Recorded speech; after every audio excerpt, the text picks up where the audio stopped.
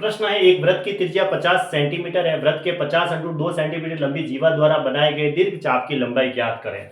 देखो इसमें दीर्घ चाप की लंबाई पूछी है। अब एक सर्किल बनाया मैंने, ठीक है। इस सर्किल में वृत्त की त्रिज्या है वो 50 सेंटीमीटर है, तो त्रिज्या को 50 सेंटीमीटर कर दो। ये त्रिज्या है वो 50 सेंटीमीटर है, ठीक है। वृत्त के 50 √ 2 सेंटीमीटर लंबी जीवा, अब एक ही जीवा ले ली, ये पूरी 50 √ 2 है। अगर इस सर्किल के ओ केंद्र से अगर यहाँ लंब डालेंगे एल्टीट्यूड, तो ये जीवा आधी आधी हो जाएगी। तो कितनी हो जाएगी? 25 √ 2, और इधर भी ये 25 √ 2 हो जाएगी, ऐसा होगा, ठीक है। ये लंब डाला, तो ये कोण मैंने अगर ये थीटा लिया है, तो थीटा और 90 के बीच में ये आधार होता है, और लंब 90 के सामने ये कर्ण और ये बचा हुआ लंब, ठीक है। तो अब साइन थीटा बराबर, ये एंगल मैं निकाल देता हूँ, साइन थीटा बराबर लंब बटा कर्ण होता है। लंब तो दे रखा है 25 √ 2 बटा कर्ण है 50। इसको इससे काटा तो कितनी बार गया? 2 बार, तो √2 बटा 2 आया।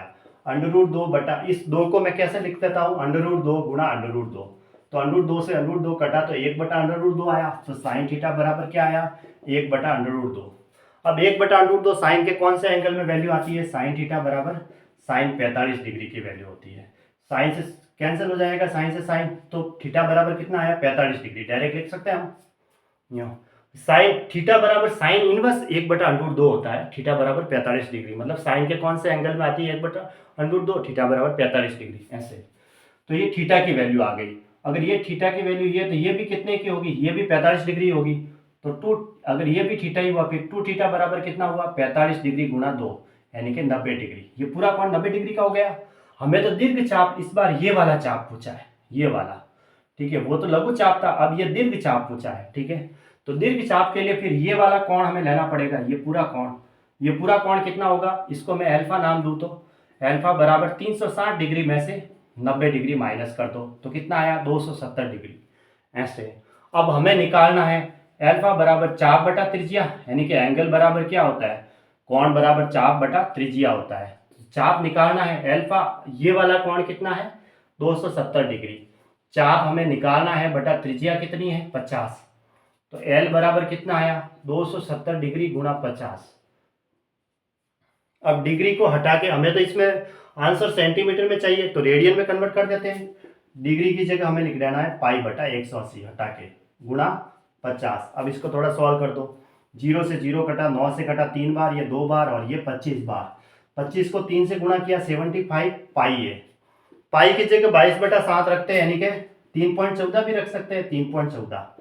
इसको इससे गुणा कर दो, ठीक है। 75 को 3.14 से गुणा करेंगे, तो 75 को 3 से भी गुणा करके देख लो पहले, तो कितना होता है, और फिर 75 को 0.14 से गुणा करके जोड़ दो।